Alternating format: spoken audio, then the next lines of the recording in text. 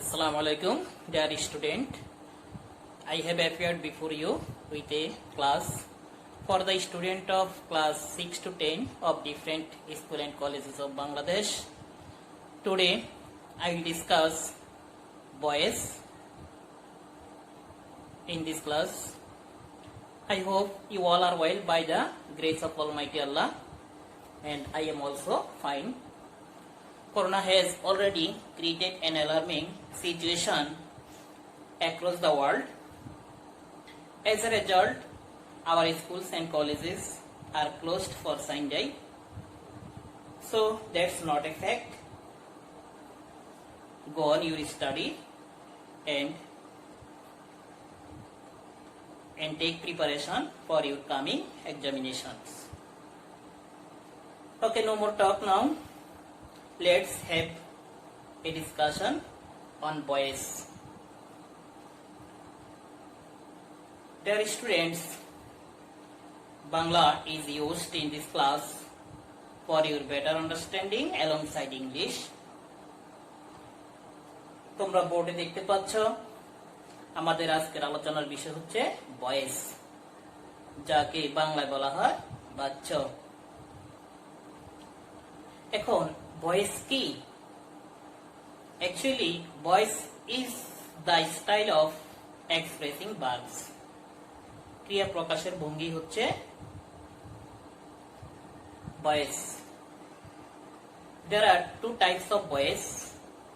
Number 1, active, and number 2 হচ্ছে passive. Number 1, active, and number 2, passive. There are two types of voice. Number 1, active, and number 2, passive. Active মানে সক্রিয় এবং passive মানে নিষ্ক্রিয়। যদি subject সক্রিয় থেকে কোনো কাজ করে তাহলে সেটা আমরা ধরে নিব যে সেটা হচ্ছে অ্যাক্টিভ ভয়েস। আর যেখানে সাবজেক্ট নিষ্ক্রিয় থেকে অবজেক্ট সক্রিয় হয়ে কাজটি করিয়ে নেয় সেটাকে আমরা বলতে পারি যে প্যাসিভ ভয়েস। অ্যাক্টিভ ভয়েস এবং প্যাসিভ ভয়েস নির্ভর করবে সাবজেক্ট এবং অবজেক্টের অবস্থানের উপরেই। So in this stage I will give you an example so that you may the topic understand clearly.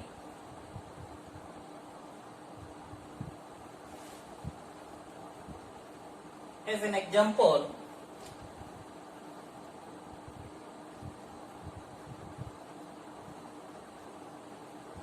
Rana eats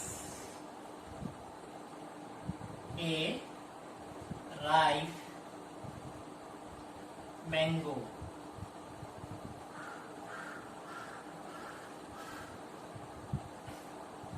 Rana eats a ripe mango. At first আমাদেরকে দেখে নিতে হবে একটা সেন্টেন্সের সাবজেক্ট, ভার্ব এবং অবজেক্ট। ভয়েস করার জন্য সাধারণত এই তিনটি বিষয় খুবই গুরুত্বপূর্ণ। আমাদেরকে এই তিনটি বিষয়ের প্রতি নজর রাখতে হবে এবং চিনে নিতে হবে কোনটি সাবজেক্ট, কোনটি ভার্ব এবং কোনটি অবজেক্ট। ইউজুয়ালি একটি সেন্টেন্সের প্রথমে সাবজেক্ট থাকে। তো এখানে স্বভাবতই রানা হচ্ছে এই সেন্টেন্সটির সাবজেক্ট। সাবজেক্টের পর পরে থাকে verb. It may be auxiliary verb or it may be principal verb or it may be both of auxiliary verb and principal verb. So here is a verb. It is a principal verb. And after verb এবং ভার্বের পর পরে থাকে সাধারণত object থাকে। তাহলে বাকি যেটুকু অংশ হচ্ছে এখানে এ রাইট ম্যাঙ্গো, এ রাইট ম্যাঙ্গো হচ্ছে কি অবজেক্ট। তাহলে আমরা আশা করি সবাই বুঝতে পারছো কোনটা সাবজেক্ট, কোনটা অবজেক্ট এবং কোনটা ভার্ব। সাধারণত একটি সেন্টেন্সের প্রথমেই থাকে কি সাবজেক্ট। তারপরে থাকে ভার্ব, তারপরে থাকে অবজেক্ট। এখন যদি এটা সেন্টেন্সটি আমরা অর্থ করি তাহলে দাঁড়াবে কি, রানা একটি আম খায়। রানা একটি পাকা আম খায়। যাই হোক, পাকা হোক আর কাঁচা হোক, রানার খাওয়ার মতো এবিলিটি আছে। রানা আম খেতে পারে। রানার আম খাওয়ার মতো সক্ষমতা রয়েছে। কিন্তু আমরা যদি এ রাইট ম্যাঙ্গো, পাকা আমটি এইদিকে বসিয়ে দেই এবং রানাকে ওইদিকে নিয়ে যাই, অর্থাৎ ফাঁকা আমটিকে সাবজেক্ট হিসেবে ব্যবহার করি এবং রানাকে অবজেক্ট হিসেবে ব্যবহার করি, তাহলে ফাঁকা আমের রানাকে খাওয়ার সক্ষমতা থাকে না। পাকা আম যদিও তখন সাবজেক্ট হবে, কিন্তু এটির কাজ করার কোনো সক্ষমতা নেই। সো এই রাইট ম্যাঙ্গো যখন আমরা প্রথম দিকে বসাবো, তখন পাকা আম হবে সাবজেক্ট, এই রাইট ম্যাঙ্গো হবে সাবজেক্ট। কিন্তু এই সাবজেক্টটির কাজ করার কোনো সক্ষমতা যেহেতু নেই, তাহলে ওই ক্ষেত্রে এটি প্যাসিভে রূপান্তরিত হবে। তাহলে আমরা কিভাবে বুঝবো যে একটি সেন্টেন্স অ্যাক্টিভ মোডে আছে নাকি প্যাসিভ মোডে রয়েছে? How we can understand a sentence is in active mode or is in passive mode? কিভাবে বুঝবো? যখন আমরা দেখবো যে কাজ করার সক্ষমতা রয়েছে এমন কোন বিষয় সাবজেক্ট হিসেবে রয়েছে, তাহলে আমরা বুঝবো যে সেটি হচ্ছে কি অ্যাক্টিভ মোড, সেটি হচ্ছে সেন্টেন্সের অ্যাক্টিভ মোড। আর যখন সাবজেক্ট হিসেবে আমরা এমন কোন বিষয়বস্তুকে দেখবো, এমন কোন শব্দ দেখবো যার কাজ করার কোনো সক্ষমতা নেই, তখন সেটি হবে passive voice. So it is active now we have to change into passive। বরাবরই আমি এই বিষয়টিকে, এই সেন্টেন্সটিকে প্যাসিভ করে দেখাচ্ছি। তাহলে এখানে আছে কোনটি? অবজেক্ট আছে এ রাইট ম্যাঙ্গো। প্যাসিভ যখন করব তখন অবজেক্টটি সবার আগে চলে আসবে, এ রাইট ম্যাঙ্গো, কে রাইট ম্যাঙ্গো। তারপর আমাদেরকে এই সেন্টেন্সটি যে টেন্সে আছে প্যাসিভের ক্ষেত্রে তার পরবর্তী টেন্সের অক্সিলারি ভার্ব আমাদেরকে বসাতে হবে। রানা সাবজেক্ট, ইট হচ্ছে ভার্বের প্রেজেন্ট ফর্ম। সাবজেক্ট প্লাস ভার্বের প্রেজেন্ট ফর্ম, এটা what kind of tense? Can you say? Okay, হ্যাঁ, it is present indefinite tense. তো প্রেজেন্ট ইনডেফিনিট টেন্সের পরবর্তী যে টেন্সটি রয়েছে সেটি হচ্ছে প্রেজেন্ট কন্টিনিউয়াস টেন্স। এখন আমরা প্রেজেন্ট কন্টিনিউয়াস টেন্সের অক্সিলারি ভার্ব হচ্ছে এম, ইজ, আর। এখন আমরা সুইটেবল অক্সিলারি ভার্ব কোনটি হতে পারে? এ রাইট ম্যাঙ্গোর সাথে যে ভার্বটি সুইটেবল হবে সেটি হচ্ছে is.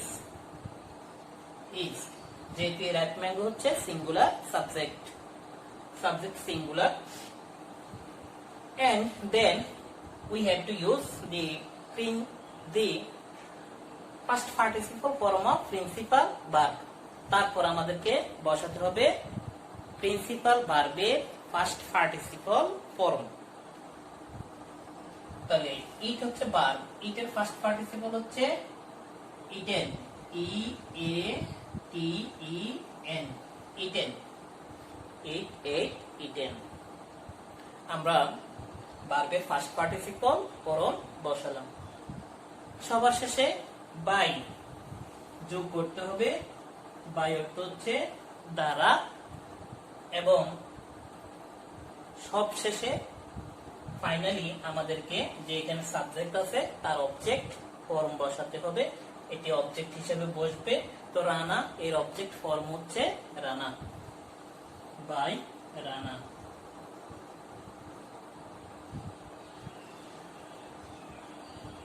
So the passive form will be stand at a ripe mango is eaten by Rana. তো একটি পাকা আম খাওয়া হয়েছিল রানা কর্তৃক, রানার দ্বারা। এখানে রানা দ্বারা আম খাওয়ার কাজটি করে নেওয়া হয়েছে, তাই এটি হচ্ছে প্যাসিভ। এখন আমি কিভাবে আমরা অ্যাক্টিভ থেকে প্যাসিভ এ রূপান্তর করতে পারি তার সাধারণ নিয়মটা আমি বলে দিচ্ছি। এক্ষেত্রে সাধারণত আমাদেরকে তিনটি বিষয় মনে রাখতে হবে। সেন্টেন্সের ধর্ম অনুসারে আমাদের তিন নিয়ম মনে রাখতে হবে অ্যাক্টিভ থেকে প্যাসিভ করার জন্য। সেটি হচ্ছে প্রথমত present indefinite, present perfect, past indefinite, past perfect, future indefinite, future perfect.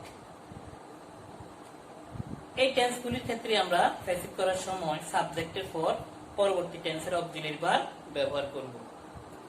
আর যদি কোনো কন্টিনিউয়াস টেন্স থাকে, যেমন present continuous, present perfect continuous, present first continuous, first perfect continuous, future continuous এবং ফিউচার পারফেক্ট কন্টিনিউয়াস, এই সকল টেন্সের ক্ষেত্রে আমরা ওই টেন্সের অক্সিলারি ভার্ব সাবজেক্টের সাথে মিল করে বসাবো এবং তার সাথে বিইং যোগ করতে হবে, বিইং যোগ করতে হবে।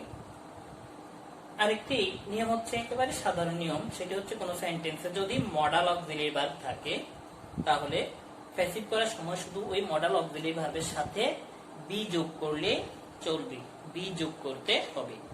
যাক, আমরা উদাহরণ দিয়ে আরো একটু ক্লিয়ার করে নিব, তোমরা মনোযোগ সহকারে শুনবে। Keep attention at every moment.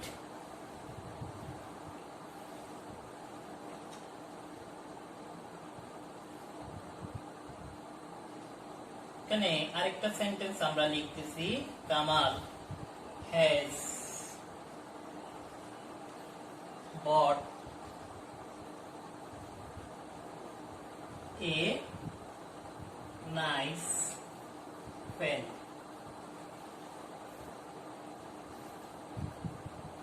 Dear student, you can write this sentence on your khata.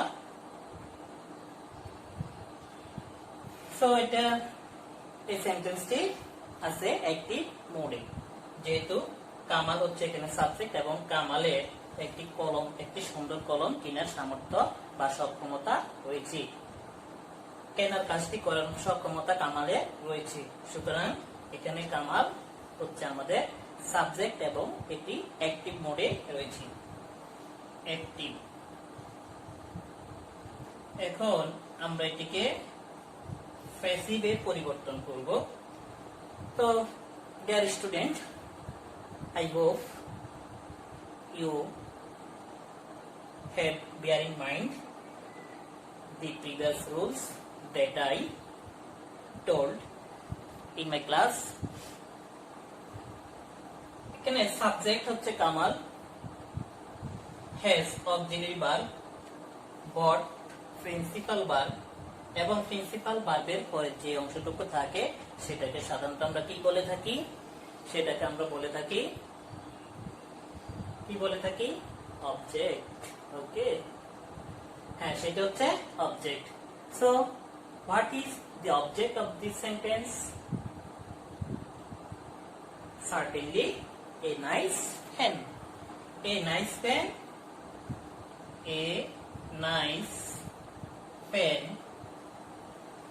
A nice pen. এটা হচ্ছে অবজেক্ট। অবজেক্ট ছিল, এখন আমরা এটাকে সাবজেক্ট হিসেবে লিখেছি। তারপর বলা হয়েছে যে প্রেজেন্ট ইনডিফিনিট এবং প্রেজেন্ট পারফেক্ট, পাস্ট ইনডিফিনিট এবং পাস্ট পারফেক্ট, এই সকল ক্ষেত্রে আমাদেরকে পরবর্তী টেন্সের অক্সিলারি ভার্ব বসাতে হবে। সো আমরা দেখি এই সেন্টেন্সটি কোন টেন্সে রয়েছে। Kamal subject plus has plus ভার্বের first participle, subject plus has plus ভার্বের ফার্স্ট পার্টিসিপল, এই স্ট্রাকচারটি সাপোর্ট করে আমাদের প্রেজেন্ট পারফেক্ট টেন্সটি। সো এই সেন্টেন্সটি প্রেজেন্ট পারফেক্ট টেন্সে রয়েছে। এর পরবর্তী টেন্স হচ্ছে আমাদের present perfect continuous tense. Present perfect continuous টেন্সে অক্সিলারি ভার্ব হচ্ছে have been or has been. A nice pen, এটা হচ্ছে সিঙ্গুলার সাবজেক্ট, সো আমাদেরকে লিখতে হবে হ্যাজ বিন, হ্যাজ বিন। আর যদি প্লুরাল সাবজেক্ট হতো তাহলে আমরা লিখবো have been. A nice pen has been. এরপর আসবে মূল ভার্বের ফার্স্ট পার্টিসিপল ফর্ম। মূল ভার্ব হচ্ছে বট, বট বাই থেকে আসছে, বাই, বট, বট। বটের first participle form bot.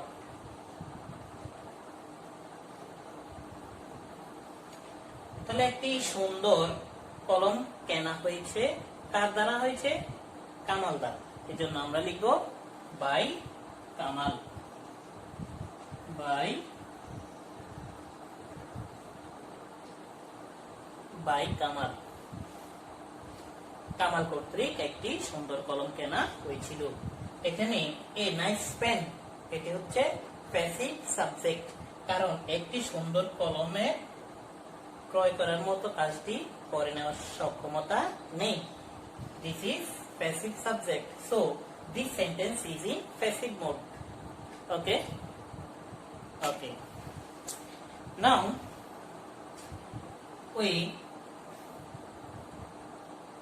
I will give an example from continuous tense.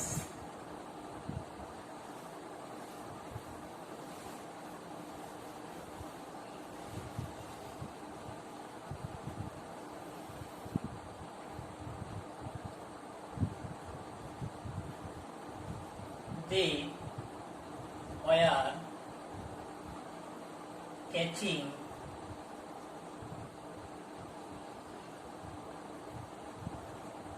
fish.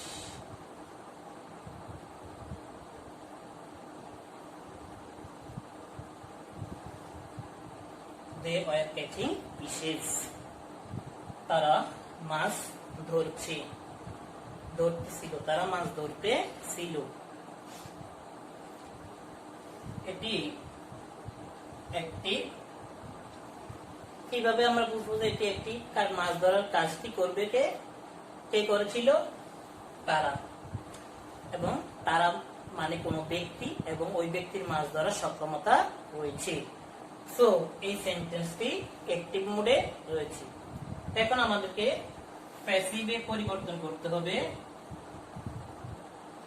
Passive করব আমরা এখন। কিভাবে করতে পারি? নিয়ম আগেরটি, শুধু যেহেতু সাবজেক্ট প্লাস ওয়াজ বা ওয়ার প্লাস ভার্বের সাথে আইএনজি রয়েছে, তাহলে এটি হচ্ছে কন্টিনিউয়াস টেন্স, এবং certainly it is in first continuous tense. First continuous tense. So you have to say me what is object in this sentence.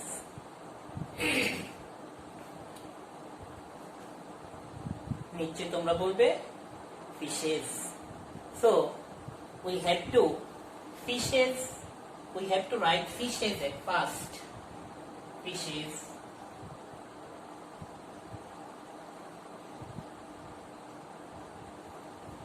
Fishes. একটি যেহেতু কন্টিনিউয়াস টেন্স, আগে বলা হয়েছে যে যদি কোনো কন্টিনিউয়াস টেন্স হয় তাহলে ওই টেন্সেরই অক্সিলারি ভার্ব আমাদেরকে ব্যবহার করতে হবে। এখানে অক্সিলারি ভার্ব হচ্ছে were, so we have to use were. সাথে একটি বিং যোগ করতে হবে।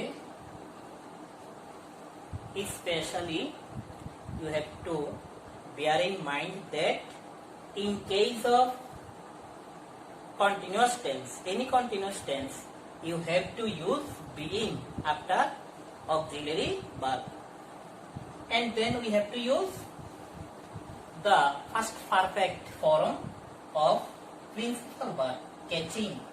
Catch হচ্ছে এখানে principal verb, so a catch এর first participle form হচ্ছে caught.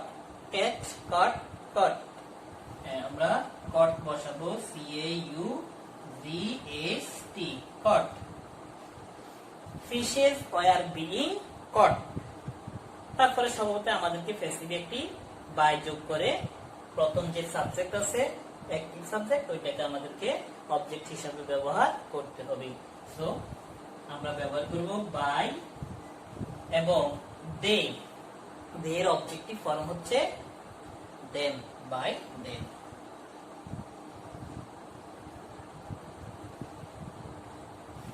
so passive ফর্মটি হচ্ছে কি fishes were being caught by them এখানে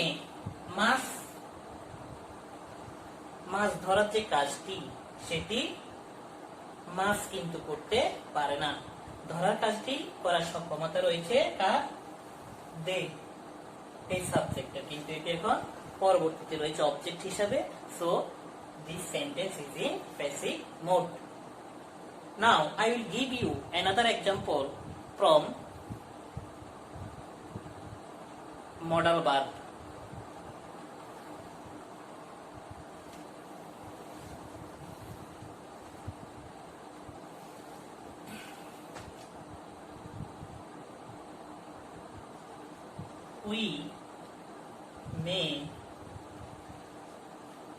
we may make a basket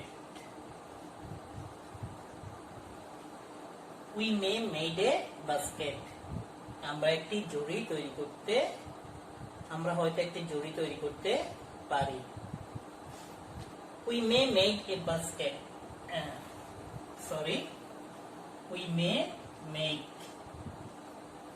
we may make a basket মনে রাখবে মডাল ভার্বের পরে সবসময় ভার্বে প্রেজেন্ট ফর্ম হবে it is also said yesterday so what is modal verb তবা what are the modal verbs modal ভার্বগুলি হচ্ছে কি shall should will would can could may might must need ought dare used to going to etc এগুলি হচ্ছে modal verb আমাদের নিয়ম আগের যে দুটি নিয়মের কথা বলছি ওই নিয়মটি ঠিক থাকবে শুধু এখন অক্সিলারি ভার্বের সাথে আমাদেরকে একটি মডাল ভার্বের সাথে আমাদেরকে একটি শব্দ যোগ করতে হবে আর সেই শব্দটি হচ্ছে বি মডাল ভার্বের সাথে কি যোগ করতে হবে বি যোগ করতে হবে মডাল ভার্ব